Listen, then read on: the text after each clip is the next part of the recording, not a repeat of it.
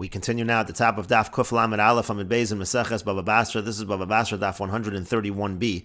On the previous summit, the Gemara was discussing whether the Mishnah in Meseches Ksubis is that following Rabbi Yochanan ben Broka or not. The Mishnah Meseches Ksubis is discussing the idea of the Ksubas ben Indichron, which means that if a mother has sons from a particular marriage, so her Ksuba, if she dies before her husband and her husband inherits her Ksuba, that Ksuba is going to go to her sons. It's not going to be distributed evenly among all of the husband's sons. Let's say he has sons from other wives. Rather, it's going to go specifically to her sons. That is the clause of the Ksubas that's in the Ksubas ben Indichron. And that clause, the language of that clause has the word Yirsun, that my sons should inherit this Ksuba.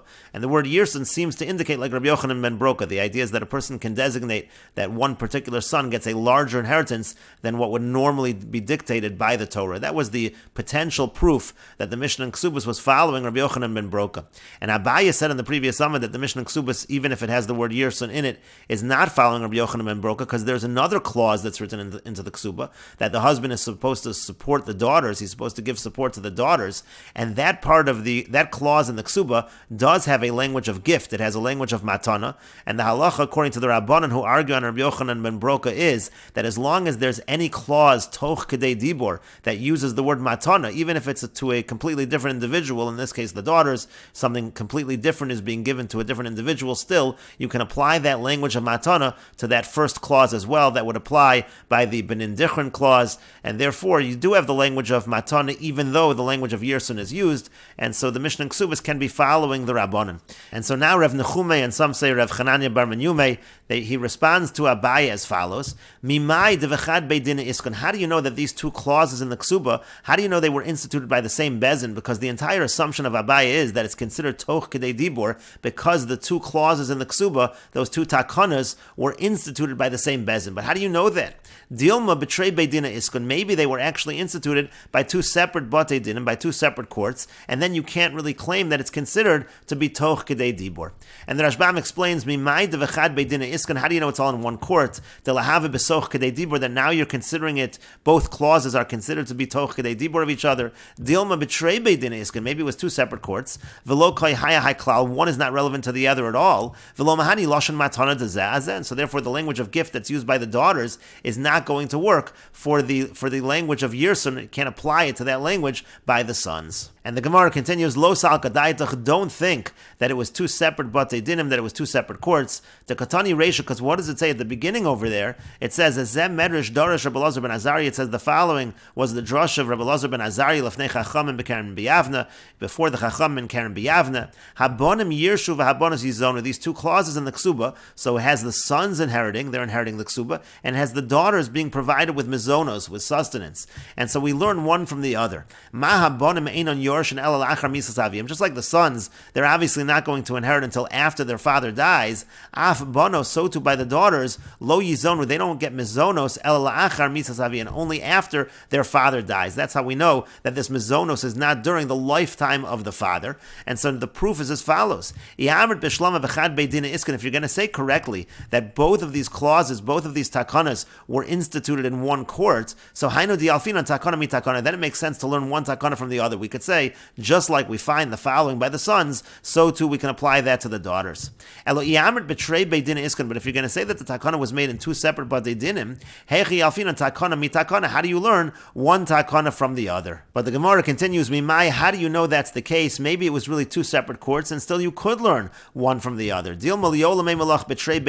Maybe I can say to you that it was actually takanas in two separate courts, but the later court, it instituted following the same guidelines as the earlier court, meaning maybe the takana by the sons, that one was first, and then the later takana by the daughters that followed the same basic guidelines that it applied after the death of the father. And that way you will not have a contradiction, one takana on the other. And the Rashbam explains, Liola Meimalach, really I'll say to you, Betrei Beidin Iskun, that these takanas were made in two different courts, V'ein kan toch kedei dibor, and therefore there is no toch kedei dibor, Umisham hachi it's darich lemeimar l'Rebbe yisvun tran, and that's why we had to say that the proper text in the Mishnah was yisvun in order to say that the Mishnah follows everyone. Umiu takanta mi takanta yalfinan, but we still are able to learn one takana from the other. The Beidina Basra me'ein Beidina kama takino, because the later takana from that second bezin was made similar to the takana from the first bezin. The lo tikshi takanta takanta. That way people won't ask one takana to the other takana. The lo lamer, that people shouldn't say maishna takana zu de ksubas ben indichrin. The liachar misa. What's the difference that by the sons the takana was after death? Kakasav ba yirsun. It says yirsun maishna zu the takna mechayim. And why was this one made during his lifetime? People shouldn't ask that. So therefore, the takana by the daughters was made similar to the takana by the sons. But again, they would not be considered toch kedei dibor, and that's why he said that the text of the Mishnah was yisvun in order that it follows the Rabbanan as well as Rabbi Yochanan and Broka. But the Rashbam says umiyu, nevertheless boy dahacha ifshita mi milse de Rabbi Nassan kedefarishis. The question that was asked is answered from the words of Rabbi Nassan, meaning the question that was asked of whether Rabbi Yochanan and Broka says it by a bari or only by a shchimera, that's already been answered. We are going to say that Rabbi Yochanan and Broka's halacha was even by a bari. V'afa gav de Rabbi Rabbi Yochanan and Broka svirale. Now, even though Rebbe holds like Rabbi Yochanan and Broka, like we said earlier, Amar Rabbi Zreika, Amar Rabbi Chanina, Amar Rabbi Yanai, Amar Rebbe halacha Rabbi Yochanan, that Rebbe said the halacha is like Rabbi Yochanan. So therefore, why was he bothering to make the Mishnah like everyone? Afilu achi kamar yisvun. Nevertheless, he said that the proper text is yisvun. Lo'ukmei masnis and divrei hakol, in order to say that the Mishnah follows all opinions. And the Gemara continues at the two dots. Amar Rav Yehuda Mar Shmuel. Rav Yehuda says that Shmuel says, "Hakosev kol nechasav leishto." If somebody writes over all of his property to his wife, lo asa el apatrapa. What he's doing really is making her a caretaker of the property. We'll see the Rashbam in a moment. Pshita beno hagadol. It's obvious also by his older son, lo asa el apatrapas. He's certainly making him a caretaker. Beno hakatan mai. But the question is, what about his younger son?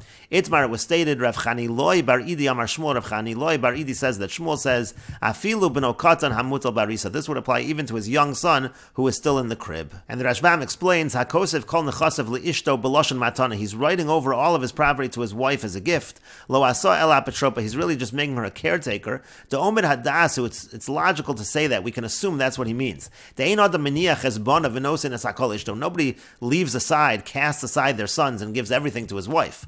So therefore, it's obvious. What he's really intending is to make her a caretaker. It's in order that her son, that his sons should give her honor. We want to make her the caretaker of the property. Essentially, the father is saying that he wants his sons to honor his wife after he dies. Because the idea is that the father is placing the property under her control, in order that she should sustain them, according to how she understands things. In that way, they are going to be subservient to her. That's really what the husband is doing over here. We're going to say later on that this is among the three things that the Rabbanan have as a halacha, but it doesn't really, there's no real reason. The divrei nevuahim, it's almost like it's a prophecy. Because what are we really saying over here? We're setting aside what was written explicitly in the document. In the document, it says that he's giving her all of the property, and we're saying that's not really what it means. It says that he's giving her everything. But instead, we're following what we think, what we are guessing it really means. That's what we're really saying over here. He's really making her a caretaker for the property. And the Rashbam notes over here, we're dealing with somebody on his deathbed. Later on, we'll ask what's by a healthy person. And that's why we're bringing it over here, because of that idea of talking about a shchimera and Rava asking what would be by a bari. That's also going to be later on, where Rava is going to ask a similar question, and that was the same kind of question that Rava asked on the previous summon with regards to Rabbi Yochanan ben Broka. Now, this is only true when he's giving all of his property to the wife. The leka shir, where there's nothing left over. Lo b'mekarkoi v'lo b'metaltali. There's no land, there's no metaltal and movable objects left over. Aval i shir, but let's say he did leave something over for the sons. So then we assume that really he is giving whatever he gave, the wife really will acquire it. Now, nevertheless, let's say somebody writes over his property to some other individual, to a stranger. There, we can't really assume that he wants his sons to honor this particular individual. So we're going to say later on, if he writes over to this other individual all of his property, in Mesa, if he dies, that person will acquire everything. Because since he didn't leave anything aside, that's the will of a shchimera. He's afraid he's going to die. So whatever he says, it's like it's written and it's given over. That would be a proper gift. But again, if he's doing it to his wife, there's just an assumption that she is a caretaker. And the the Rashbam continues again. The Gemara went on to say that this is true by the Beno HaGadol, and there was a question by the Beno HaKatan. V'hachi Perusha, the Rashbam says, here's the explanation. Pshita Beno Gadol, it's obvious by his older son, Shekasav lo kol nechasav, that he's giving him all of his property. Again, lo aso ela apetrapa, he's certainly just making him a caretaker. The rodzu sheyechelku lo echav kavod, he wants the other brothers to give this older brother honor, to give him respect, sharei chayavin bechvoda, because they're obligated to respect the older brother. Kedamrin on vs l'rabos achicha agadol, that's what it says. We learn from the word vs. V'yomer hadasu shelichvodu niskavin, and so therefore we can assume that he's doing it in order that there should be a certain amount of respect for the older brother. But the question is, beno katan miyamar, what about by the younger son? Kaven de katan u'einu chash l'chvodu. On the one hand, you could say, since he's the younger of the sons, so he's the younger of the brothers, so therefore he's clearly not concerned with his respect. It must be an actual gift. Odilmer, maybe af beno katan rotza l'chavdo, maybe even the small son, he wants that the other brothers should honor him. And the answer was afilu katan hamutal baris, even if it's a young son that's still in the crib, rotzu bechvodu, he wants him to be honored. Velo aso ela apetrapa, it means that he's making him an apetrapa, he's making him a caretaker. And the Gemara continues, pshita, it is obvious beno va'acher, his son and somebody else, acher b'matana, that other individual, it's going to be a gift. Uvno apetrapas, and his son will be a caretaker. And ishto arusa, let's say it's his wife who's just betrothed, they're not yet married. Ve'ishto grusher, let's say it's his wife but he divorced her. B'matana, there it's going to be a gift. And the Rashbam explains, Pshita b'no v'acher kilomar, Pshita li means it's obvious to me. Shakosev kol nechasav livno, if somebody writes all his property to his son, Shekarav lo yosmer, called Krovov, that's his closest relative.